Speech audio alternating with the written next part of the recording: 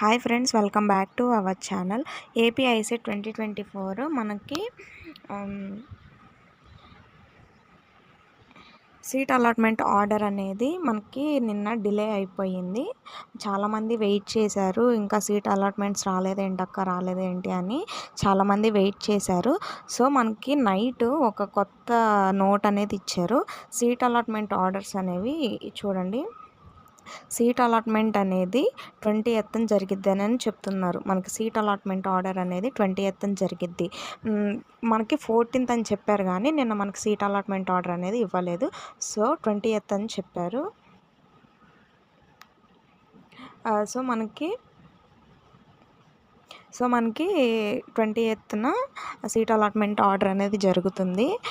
20th college reporting కూడా మనకు జరుగుతుంది.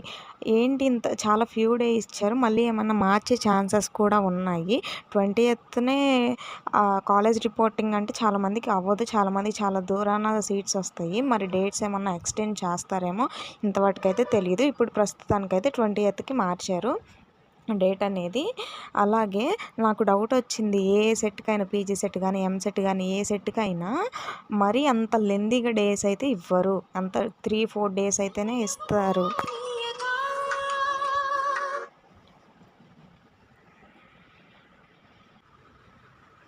మనకి డేట్స్ అనేవి చాలా తక్కువ ఇస్తారు, 3-4 డేస్ అనేవే ఇస్తారు.